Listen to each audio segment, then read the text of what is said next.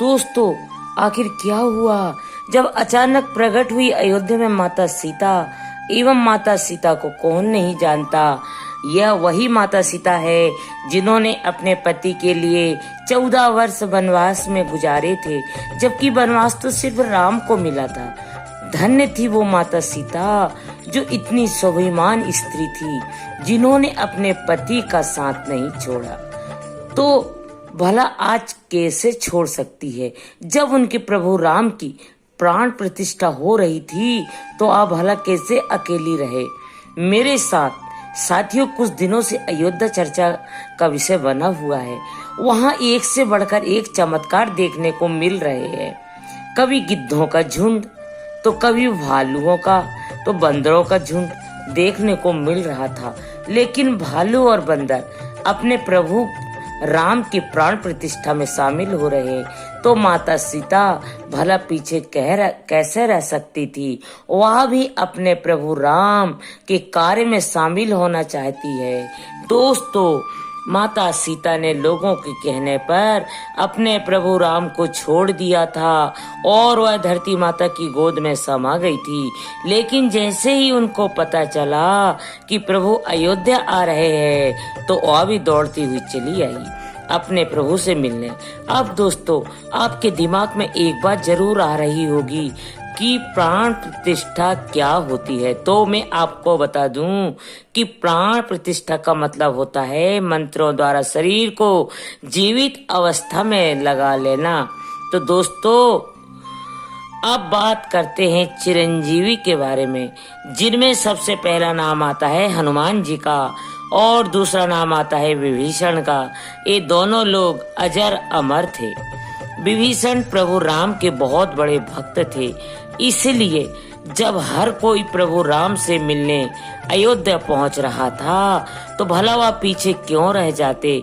यह घटना अयोध्या नगरी की है, जो हाल फिलहाल में हुई है। पिछले कुछ दिनों से हम सभी ये सुनते आ रहे हैं कि जब से राम मंदिर उद्घाटन का कार्य जितना समीप आ रहा था, वैसे वैसे ही बड़ी बड़ी घटनाएं भी सामने आ रही थी, जिसमें सर्वप्रथम गिद्धों के झुंड की घटना सामने आई थी, उसके बाद वानरों का और उसके बाद भालू के झुंड की घटना हमारे सामने आई थी। लेकिन अब जो घटना सामने आई है वह बहुत ही अविश्वसनीय है, क्योंकि 8 चिरंजीवी में ऐसे एक चिरंजीवी रावण के सगे भाई विभीषण जी भी है, जो अयोध्या में प्रकट हो चुके हैं। इसके बाद लोगों के मन में शंकाएं पैदा हो रही है कि यह क्या हो रहा है और आखिर यह कैसा हुआ। यह विचार सभी के मन में आ रहे हैं। तो दोस्तों, आपको बता दें कि विभीषण जी को प्रभु श्री राम ने ही समय के अंत तक जीवित रहने का वरदान दिया था। दोस्तों, रावण के भाई विभीषण बहुत बड़े राम भक्त थे।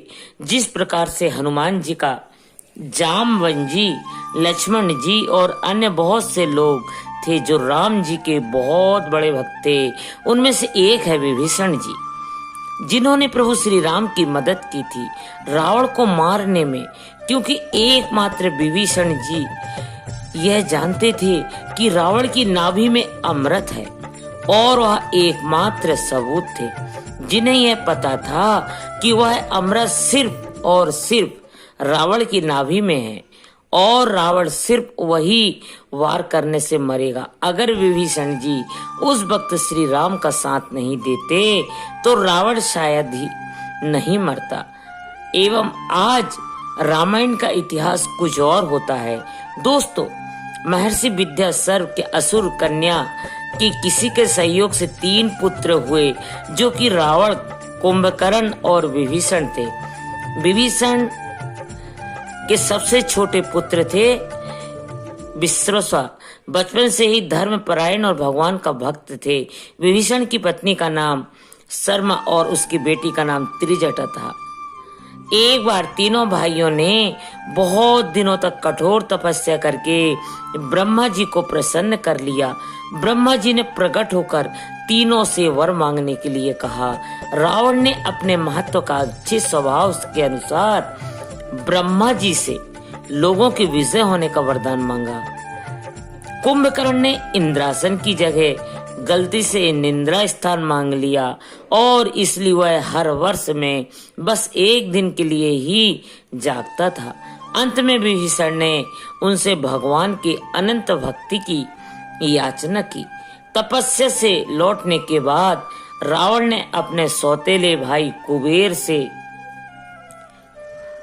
सोने की लंका को छीनकर उसे अपनी राजधानी बनाया और ब्रह्मा के वरदान के प्रभाव से त्रिलोक विजय बना। विभीषण भी रावण के साथ लंका में रहने लगे और रावण ने जब सीता जी का हरण किया तब विभीषण पराई स्त्री के हरण को महापाप बताते हुए सीता जी को श्री राम को लौटा देने की सलाह देकर हमेशा धर्म की शिक्षा देते थे, लेकिन रावण उनकी एक नहीं सुनता था।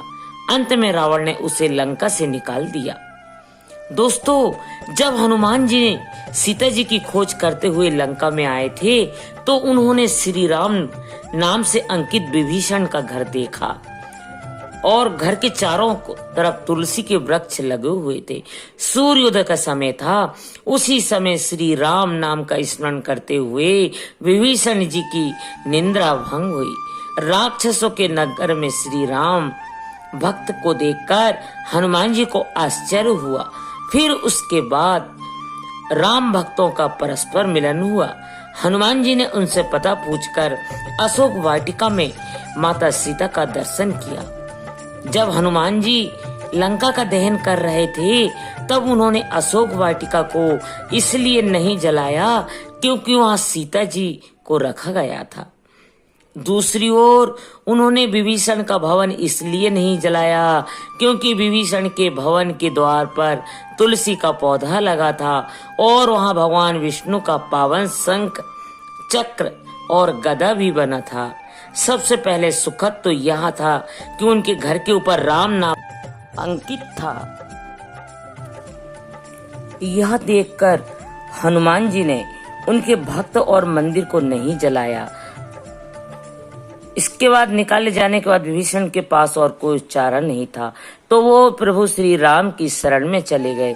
वे चाहते थे कि निर्दोष लंकावासी न मारे जाए और लंका में न्याय का राज स्थापित हो।